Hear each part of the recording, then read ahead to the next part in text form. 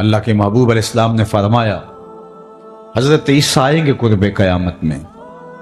اور یہ ختم نبوت کی بھی دلیل ہے کہ وہ اپنی شریعت لے کر نہیں آئیں گے،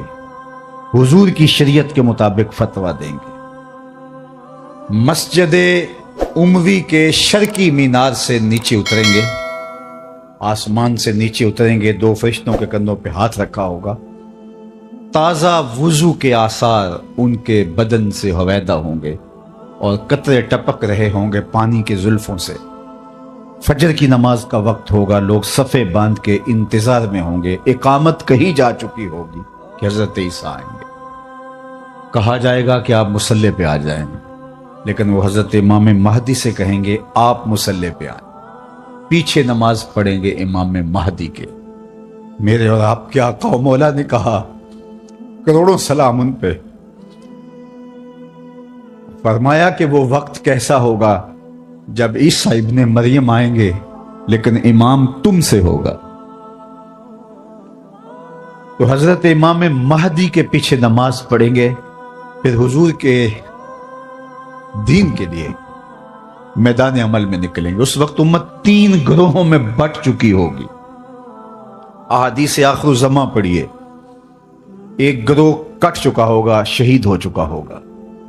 ایک گروہ فرار کا رستہ اختیار کر لے گا، منطقیں تراش لے گا، فلسفے بھگا رہا ہوگا۔ اتنی بڑی طاقت کے ساتھ لڑنا ہمارے بس کا روگ نہیں ہے، اتنے اسلحے، اتنے آلات حرب و ضرب، اتنی جدید ٹیکنالوجی ہمارے بس کا روگ نہیں مقابلہ کرنا، لہذا عافیت قدے میں بیٹھ جائیں گے۔ یہ دوسرا گروہ ہوگا۔ تیسرا گروہ میرے حضور نے ارشاد فرمایا کہ وہ اقصی کے دروازوں پر حق کے لیے لڑ رہا ہوگا۔ حضرت امام مہدی ان کے پاس آئیں گے، ہمارے بنگلوں میں نہیں آئیں گے، ہمارے فارم ہاؤسوں میں نہیں آئیں گے، ہماری مارکیٹوں میں نہیں آئیں گے، امام مہدی ان کے پاس آئیں گے، ان کو آ کے کہیں گے بتاؤ کیا کرنا ہے۔ حضرت عیسیٰ ان کے پاس آئیں گے اور کہیں گے بتاؤ کیا کرنا ہے۔ یا تو میں بد دعا کرتا ہوں اور یہ سارے جو ہیں وہ آغوش موت میں چلے جائیں گے اور تمہیں فتح ہو جاتی ہے، اور یا پھر ہم ان کے ساتھ لڑتے ہیں، اللہ ہمیں فتح دے گا۔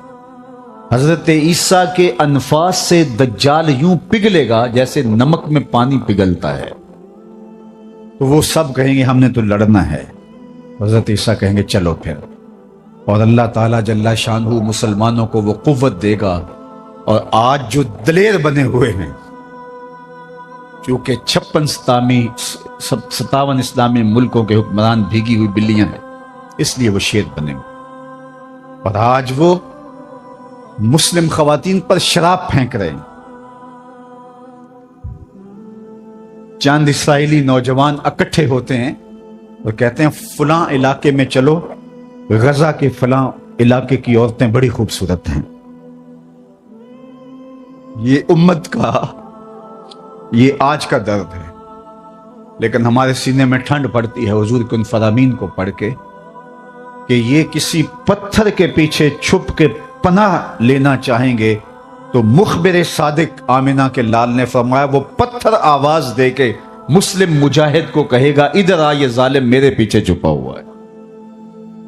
کوئی درخت بھی ان کو پناہ نہیں دے گا سوائے الغرقت نامی ایک درخت کے، جس کے بارے میں وہ جھاڑی ہے، حضور فرمایا شجرۃ الیہود، یہ یہودیوں کا درخت ہے، یہ صرف پناہ دے گا، اس کے علاوہ کوئی ان کو پناہ بھی نہیں دے گا۔ اور سنو تمہیں ٹھنڈ پڑنی چاہیے، ہمارا اندر سلگ رہا ہے اس وقت امت کے حالات کو دیکھ کے، لیکن خزاں کے بعد کا موسم بہار ہوتا ہے، انشاءاللہ وہ وقت آنے والا ہے، اور یہ حضور کا فرمان اور صحیح حدیث ہے۔ اللہ کے محبوب نے ارشاد فرمایا پتھر اور گارے سے اور اینٹ اور جو ہے وہ مٹی سے بنا ہوا کوئی گھر، اون اور چمڑے کا بنا ہوا کوئی خیمہ پھر ایسا نہیں رہے گا جہاں کلمۃ الاسلام داخل نہیں ہوگا۔ گویا شرق سے غرب تک، شمال سے جنوب تک، کائنات کی ایک ایک چھت پہ جھنڈا میرے حضور کے نام کا جھول رہا ہوگا۔ اللہ کا وعدہ ہو والذی ارسل رسولہ بالہدی ودین الحق لیظہرہ علی الدین کلہ، اللہ نے وعدہ کیا کہ دین اسلام کو میں غالب کر کے رہوں گا، رسول کو بھیجا اس لیے، اور وہ زمانہ وہ وقت دیکھے گا 40 سال تک خلافت علی منہاج النبوہ قائم رہے گی، حتیٰ کہ بکری گھاٹ کے اوپر پانی پی رہی ہوگی تو شیر آئے گا تو ایک کونے میں پانی پی کے چلا جائے گا، اس کو ہمت نہیں ہوگی کہ بکری کو آنکھ اٹھا کے دیکھے کہ مسلمانوں کا خلیفہ بیٹھا ہوا ہے۔ 40 سال تک یہ امن قائم رہے گا اور پوری دنیا کے اوپر جھنڈے میرے حضور کے جھولتے رہیں گے۔ اور یہ وقت آنا ہے، میں نے اور آپ نے اپنی نسلوں کو بتا کے جانا ہے دجال کے بارے میں۔ صحابہ دجال کے بارے میں اپنی نسلوں کو یوں سکھاتے تھے جیسے قرآن کی آیتیں سکھائی جاتی ہیں۔ صحابہ کہتے ہیں حضور نے ہمیں دجال کے بارے بتایا اور تھوڑے فاصلے پر کھجور کا ایک جھنڈ تھا اور حضور بیان کر رہے تھے، اور اس طرح حضور نے کہا کہ بس وہ بہت جلد آنے والا ہے، تو ہمیں لگا کہ اس جھنڈ کے پیچھے ہوگا کہیں، ابھی نکل کے آ جائے گا۔ اس قدر صحابہ کو بتایا کہ بہت جلد دجال ظہور پذیر ہونے والا ہے، اور آج تو دجالی فتنے پوری طرح سے محو نفوذ ہیں، اور گلی گلی دجال اپنی تمام تر توانائی کے ساتھ مسلمانوں کو جو ہے وہ کیپچر کر رہا ہے۔ میں کہتا ہوں اگر ہم نے اپنی نسل کو نہ بتایا تو آنے والی نسل ہماری دجال کے قبضے میں ہوگی، اگر اس کے ساتھ نفرت پیدا نہ کی تو، چونکہ وہ بھرپور پیکج بھی دے گا، زندہ بھی کرے گا، مارے گا بھی۔ آج بھی لوگ کہتے ہیں جناب جو ہے وہ ہم نے اپنی معیشت بھی تو بچانی ہے، ہمارے ایوان بالا کے اندر قرارداد پیش کی کہ ہمیں بھی ڈالر چاہیے، تو وہ پیکج بھی دے گا اور دوسری جانب خوف بھی دے گا، اور بہت سارے لوگ دجال کے ساتھ کھڑے ہو جائیں گے، لیکن جن کے سینے میں ایمان کا چراغاں ہوگا وہ ٹکڑے ٹکڑے بھی کر دے گا، پھر بھی کلمہ حق نہیں چھوڑیں گے۔ ہم نے اپنے آپ کو اتنا مضبوط کرنا ہے، اپنی نسلوں کو اتنا مضبوط کرنا ہے، یہ کسی صورت کے اندر بھی دجال کے ساتھ کھڑی نہ۔ یہ جو 30 جھوٹے نبوت کے دعوے دار ہیں، ان کو کذاب بھی کہا گیا، ان کو دجال بھی کہا گیا، اور دجال اعظم بڑا دجال وہ سب سے آخر میں آنے والا ہے، لیکن وہ اس کا استدراج تو ہوگا جو کچھ دیر چلے گا، لیکن حضرت عیسیٰ کے انفاس سے وہ پگھل جائے گا اور اللہ اسلام کا بول بالا کرے گا۔ تو آج نہیں تو کل اسلام کا بول بالا ہونے والا ہے۔ ان مشکل حالات میں تذبذب میں مبتلا نہیں ہونا، کمزوری میں نہیں آنا۔ یہ مشکل حالات ہیں اس وقت امہ کے اوپر، اور 56-57 اسلامی ملک جو ہے وہ ہتھیار پھینک چکے ہیں۔ یہ کل کا ہی آپ جنرل اسمبلی کا اجلاس اٹھا کے دیکھیے، کشمیر کی بات کی ہی نہیں گئی، چھوڑ دیا کشمیر کو، فلسطین کا بھی نام چھوڑ دیں کوئی پرواہ نہیں، زمانہ چھوڑ دیں۔ میں کہتا ہوں مالک وہ جو ڈٹے ہیں اقصیٰ کے دروازے پہ، ان کے حوصلے نہ ٹوٹنے دینا، ان کو سر بلند رکھنا، ان کو اونچا رکھنا، اور ان کے پیغام کا ابلاغ دنیا کے اوپر ہوگا، اور انشاءاللہ وہ وقت آنے والا ہے کہ پوری دنیا کے اوپر اسلام کا غلبہ ہوگا۔ آ ملیں گے سینہ چاکانے چمن سے سینہ چاک، بزم گل کی ہم نفس باد صبا ہو جائے گی، شبنم افشانی پیدا کرے گی میری سوز و ساز، اس چمن کی ہر کلی درداش نہ ہو جائے گی، آسماں سحر کے نور سے ہوگا آئینہ پوش، اور ظلمت رات کی سیما پا ہو جائے گی، شب گریزاں ہوگی آخر جلوائے خورشید سے، یہ چمن معمور ہوگا نغمہ توحید سے۔ انشاءاللہ ہم نے حصہ ڈالنا ہے اور دعا کرنی، اللہ اگر ہماری زندگی میں حضرت امام مہدی حضرت عیسیٰ آئے، اللہ ان کے لشکر میں شامل فرمانا، اور ہماری اولادوں یا اولادوں کی زندگی میں یہ سعادت ان کو نصیب ہو، تو اللہ وہ دجال کے ساتھ نہ کھڑے ہوں، وہ امام مہدی کے ساتھ کھڑے ہو، حضرت عیسیٰ کے ساتھ کھڑے ہوں۔ اور انشاءاللہ مجھے یقین ہے کہ ہماری نسلیں دجال کے ساتھ نہیں کھڑی ہوں گی، ان کی روح اور دین کا نور ان کے سینے کے اندر انڈھیل گئے، اس کے 2 آنکھوں کے درمیان واضح طور پہ کافر لکھا ہوگا، جو مومن دیکھے گا بھی پہچانے گا بھی، اور جب پہچان لے گا پھر کوئی فرق نہیں پڑتا کہ اس کے ٹکڑے کیے جاتے ہیں، اس کے جسم کی بوٹیاں کی جاتی ہیں یا قیمہ کیا جاتا ہے، اس کو کوئی فرق نہیں پڑتا، وہ کھڑا ہو کے کہے گا کہ میں تیرے ساتھ نہیں ہوں، میں حضرت عیسیٰ کے لشکر میں شامل ہوں۔ اللہ جل شانہ کی بارگاہ میں آپ سارے لوگوں کی آمین کے ساتھ دعا ہے کہ اللہ اس امت کو غلبہ عطا فرمائے، اور ہمیں حضور علیہ الصلوۃ والسلام کے دین کا سچا سپاہی بنائے، اور دنیا آخرت کی بلائیاں ہمارا مقسوم کرے، اقبال کے سارے فلسفے کا رس نچوڑیں تو جو جوس نکلتا ہے، رس نکلتا ہے، وہ یہ ہے کہ محمد سے وفا تو نے تو ہم تیرے ہیں، یہ جہاں چیز ہے کیا لوح و قلم تیرے ہیں۔ اقبال کہتا ہے حضور سے وفا کر لو، پھر قلم بھی تمہارے ہاتھ میں دے دیں گے، تختی بھی تمہیں ہی دے دیں گے، لوح بھی تمہیں پکڑا دیں گے، پھر تمہاری تقدیر کے فیصلے واشنگٹن میں نہیں ہوں گے، بلکہ خدا بندے سے خود پوچھے گا بتا تیری رضا کیا ہے۔ انور نکالتے ہیں اور پہرے پر مامور اس صحابی کو ارشاد فرماتے ہیں کہ تم چلے جاؤ، میری حفاظت میرے رب نے اپنے ذمہ کرم پہ لے لی۔ سوال یہ ہے کہ جتنے بھی پیغمبر، نبی، رسول، جتنے بھی پیغمبر، نبی اور رسول تشریف لائے ہیں، اللہ جل شانہ کے سچے اور فرستادہ رسول اور پیغمبر تھے۔ انہیں شہید کیا گیا، لیکن اللہ نے ان کی حفاظت نہیں فرمائی۔ حضور بھی اللہ کے نبی ہیں، لیکن اللہ نے اپنے محبوب کی حفاظت اپنے ذمہ کرم پہ لی اور کہا کہ محبوب تیری حفاظت ہمارے ذمہ رہی۔ تو یہ ایک دوسرا سوال ہے۔ قرآن بھی اللہ کی کتاب اور باقی کتابیں بھی جو اس سے پہلے نازل ہوئی وہ بھی اللہ کی کتاب۔ حضور اللہ کے رسول، باقی اس سے قبل جو رسول اور پیغمبر ہوئے وہ بھی اللہ کے فرستادگان، ان کی حفاظت اپنے ذمہ کرم پہ نہیں لی، حضور کی حفاظت اپنے ذمہ کرم پہ لی۔ اس کا جواب ہی ختم نبوت کی دلیل ہے، اور وہ یہ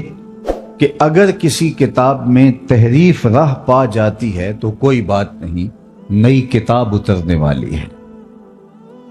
اور لوگوں کے لیے ہدایت کا سرچشمہ سوکھنے والا نہیں، نئی کتاب آنے والی ہے۔ کوئی بات نہیں، یہ کتاب میں تحریف راہ پا گئی ہے تو دوسری کتاب آئے گی، اس میں تحریف کر لی تیسری کتاب آئے گی، اس میں تحریف کر لی تو چوتھی کتاب آئے گی۔ قرآن کے بعد چونکہ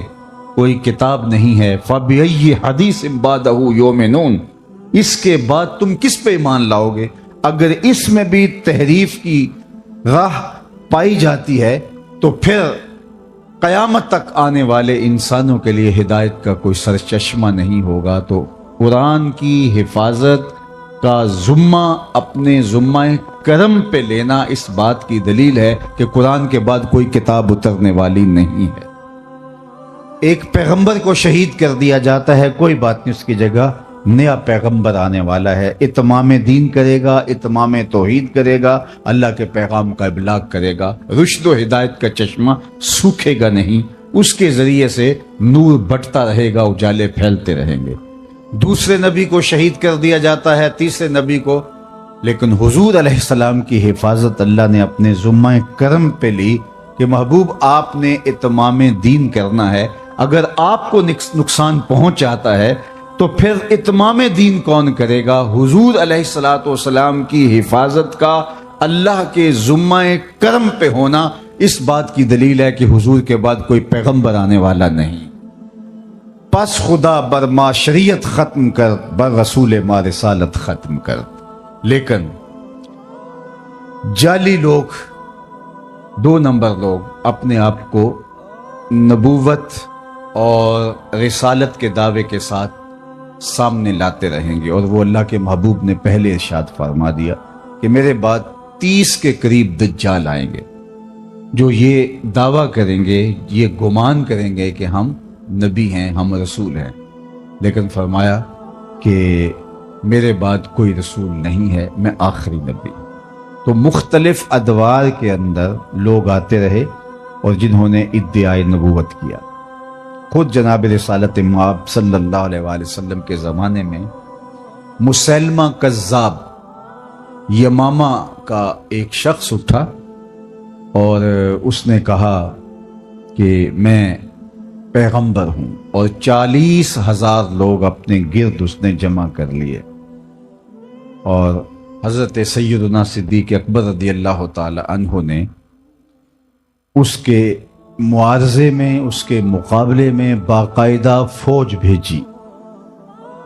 13,000 کے قریب لشکر جا کے اس کا معاوضہ کرتا ہے، اس کا مقابلہ کرتا ہے اور اسے شکست فاش دیتا ہے۔ اور اس راستے کے اندر اس جنگ میں 1200 مسلمان شہید ہوتے ہیں۔ اگر آپ کی توجہ میری جانب مبذول ہو اور غور اور تدبر کے ساتھ سننے کا مزاج اگر آپ رکھتے ہیں تو بہت غور و فکر کے ساتھ سننے کی باتیں ہیں کہ 27 جنگیں حضور نے لڑی ہیں اپنی زندگی میں، حیات طیبہ میں۔ 10 سالہ زندگی جو مدنی ہے اس میں 27 جنگیں ہوئی ہیں۔ ان 27 جنگوں کے اندر جو ٹوٹل نقصان ہوا ہے جانوں کا، جو شہادتیں ہوئی ہیں مسلمانوں کی، ان کی تعداد 1000 سے بھی کم ہے۔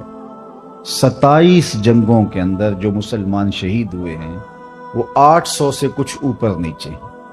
1000 تک بھی ان کی تعداد نہیں پہنچتی۔ اس میں بدر بھی ہے، اس میں احد بھی ہے، جنگ حنین بھی ہے، غزوہ تبوک بھی ہے، جنگ یرموک بھی ہے، کتنے بڑے بڑے مارکے،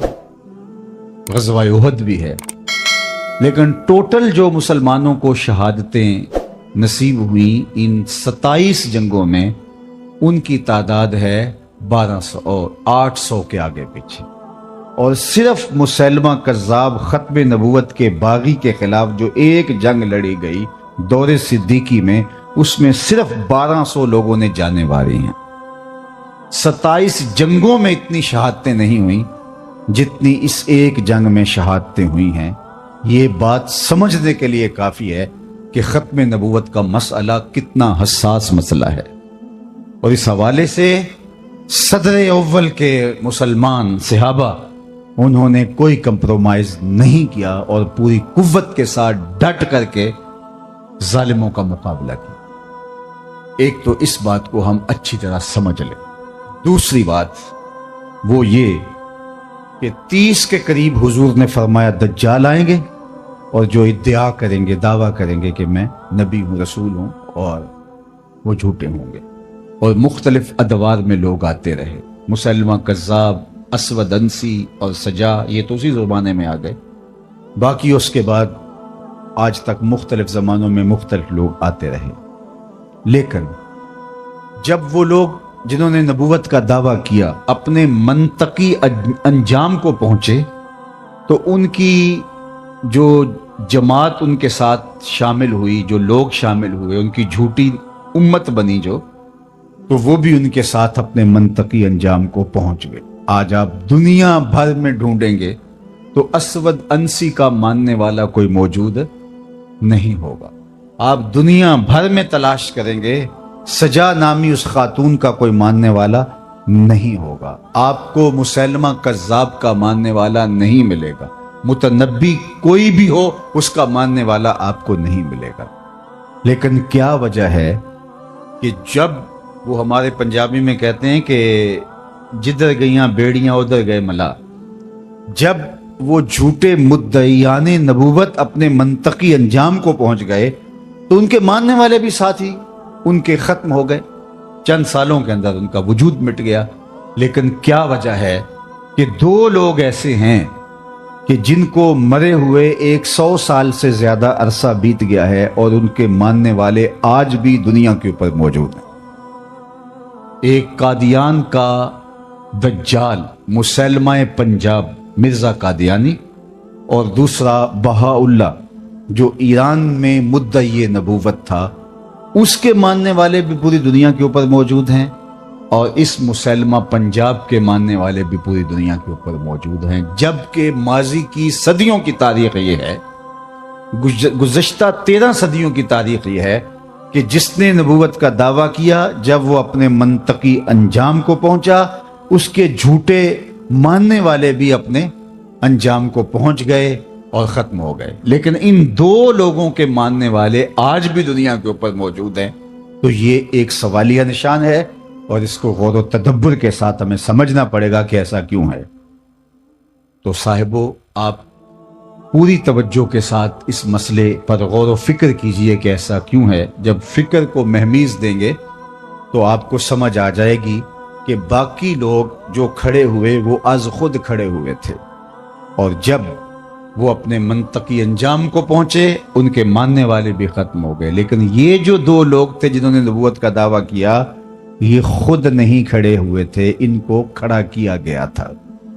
جب نو آبادیاتی نظم سکڑنے لگا تھا تو اپنی گرتی ہوئی حکومت کو بچانے کے لیے عالمی دسیسہ کاروں نے مسلمانوں کو تقسیم کرنے کے لیے اور مسلمانوں سے جذبہ جہاد ختم کرنے کے لیے اور حج کی مرکزیت کو توڑنے کے لیے ان دو لوگوں کو کھڑا کیا تھا۔ اس کو ٹاسک دیا جہاد ختم کرنے کا مرزا قادیانی کو، اور بہاؤاللہ کو جو ٹاسک دیا وہ تھا حج کے اجتماع کو متاثر کرنے کا، اور اس نے ایک ماڈل تیار کر لیا اور جگہ جگہ تیار کر کے رکھوائے، اتنی دور حج کرنے کے لیے جاتے ہو یہیں گھوم لو۔ اور یہ خود کہتا ہے کہ میں نے جہاد کی ممانعت پر، ترک پر اتنا لکھا ہے کہ اگر اس کو جمع کرنا ممکن ہو تو 50 الماریاں کتابوں سے، پمفلٹوں سے بھر جائیں جو میں نے جہاد کے خلاف لکھا ہے اور اطراف و اکناف عالم میں پھیلایا ہے۔ تو اس کو ٹاسک دیا گیا تھا کہ مسلمان کے سینے سے جہاد کو ختم کیا جائے، چونکہ انگریز نے حکومت چھینی تھی مسلمانوں سے۔ ہندو تو پہلے بھی غلام تھے، اب وہ ان کے غلام ہو گئے، انہیں ہندوؤں سے ڈر نہیں تھا، انہیں ڈر تھا مسلمانوں سے۔ فروغ آدم خاکی سے انجم سہمے جاتے ہیں کہ یہ ٹوٹا ہوا تارا مہ کامل نہ بن جائے۔ اس لیے وہ قوت جسے جہاد کہتے ہیں اس کو ختم کرنے کے لیے مرزا غلام احمد قادیانی کو کھڑا کیا گیا، اور اس کی جتنی بھی تحریرات ہیں آپ پڑھ کے دیکھیں تو اس میں اس نے جہاد کے خلاف بات کی ہے کہ یہ نہیں ہونا چاہیے، یہ قلم کا زمانہ ہے، جہاد کا زمانہ نہیں ہے۔ اگرچہ امت مسلمہ نے اس کو مسترد کر دیا اور وہ بدترین موت مر گیا، لیکن چونکہ جنہوں نے کھڑا کیا تھا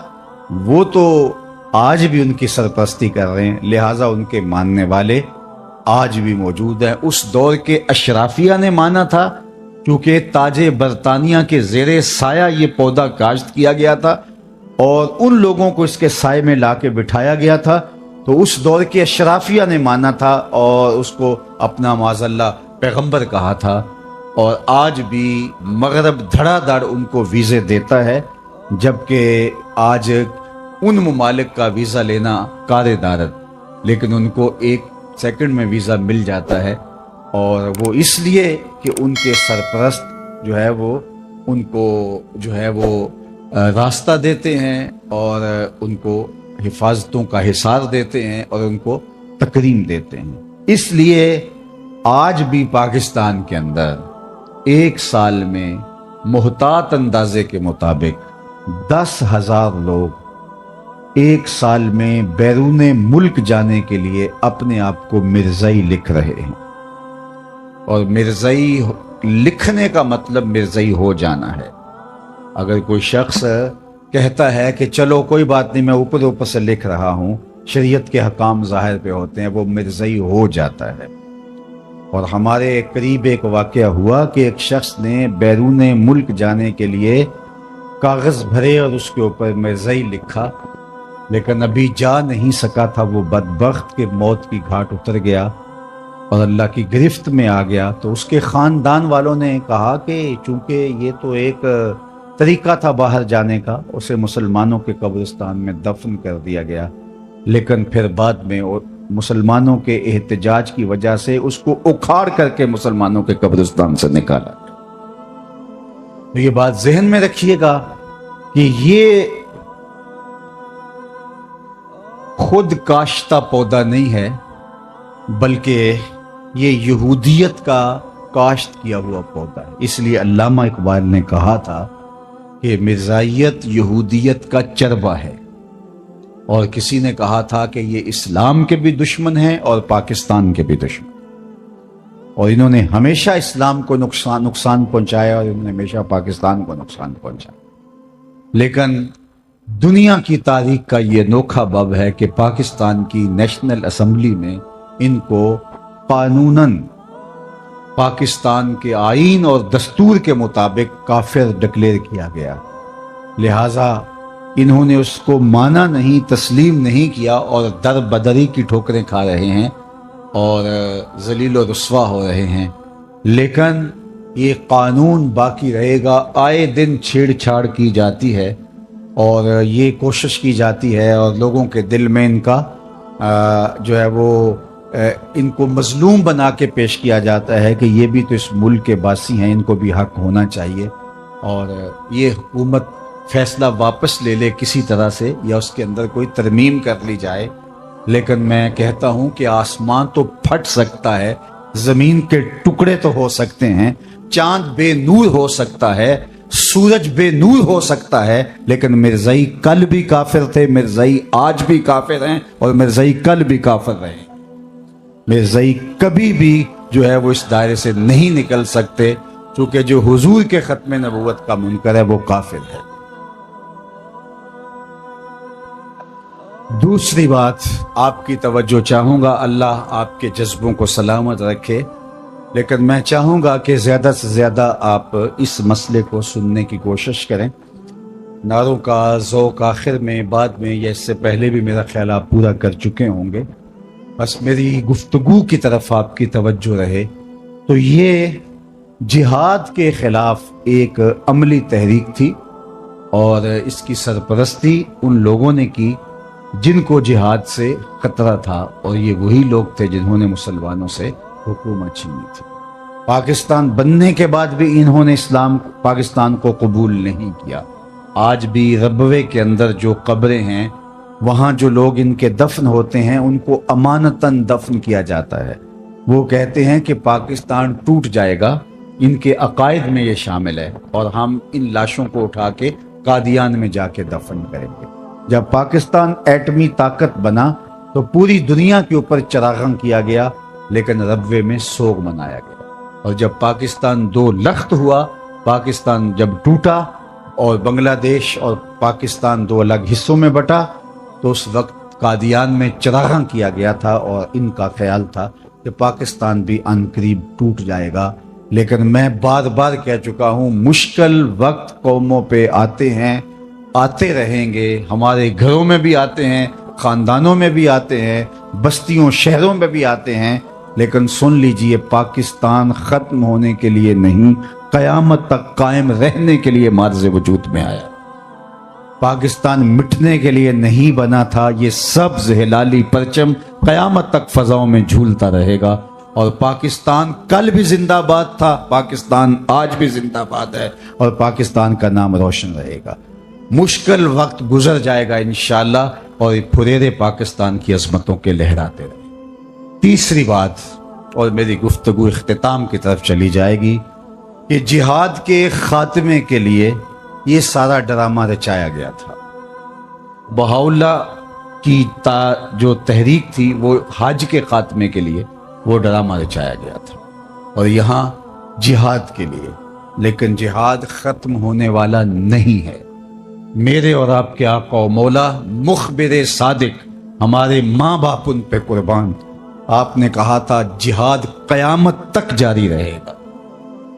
تھوڑے لوگ ہوں گے لیکن لڑتے رہیں گے، اور فرمایا اقصی کے دروازوں پر لوگ موجود رہیں گے جو جہاد کا پرچم اٹھائے رکھیں گے۔ اور آج اقصی کے دروازوں پر لڑنے والے غزہ کے ان مجاہدوں کو ہم سیلوٹ کرتے ہیں، سلام پیش کرتے ہیں کہ پوری دنیا نے ان کا ساتھ چھوڑ دیا، اور کفر اسرائیل کے ساتھ آ کے کھڑا ہو گیا۔ اپنے سرکاری جہاز میں بیٹھ کے بھی برطانیہ کا وزیر اعظم پہنچ سکتا تھا اسرائیل میں، لیکن اس نے ترجیح دی جنگی جہاز میں بیٹھ کر کے وہاں پہنچنے کی، اور اس نے عملاً بتایا بھی اور کہا بھی کہ میں اس لیے جنگی جہاز میں جا رہا ہوں اسرائیل، تاکہ ان کو میں بتا سکوں کہ ہم ہر طرح سے تمہارے ساتھ ہیں۔ لیکن 56-57 اسلامی ملکوں میں کوئی ایک بھی نہیں گیا جو غزہ کے یتیموں کے سر پہ ہاتھ رکھ سکے کہ ہم بھی تمہارے ساتھ ہیں۔ لیکن غزہ کے مجاہدوں، تمہیں سلام ہو، تمہیں آمنہ کا لال دیکھ رہا ہے۔ سنو، میرے حضور نے ارشاد فرمایا، वल्लजी इरशाद फरमाया हुजूर ने कि कुर्ब क़यामत में जब दज्जाल आएगा, अभी तो दज्जाल का ज़हूर होने वाला है, दज्जाली कुव्वतों का ज़हूर है, लेकिन फरमाया कुर्ब क़यामत में जब दज्जाल आएगा तो मेरे गुलाम उसके मुकाबले में निकलेंगे, हक के रास्ते पे अपना सब कुछ कटवाने के लिए। सुनो, सिहा की रिवायत है, इन्नी ला आरिफु अस्माअहुम, मैं अपने उन गुलामों को नाम बनाम जानता हूं, व अस्मा आबाइहिम, उन गुलामों के माँ बाप के नामों को भी जानता हूं।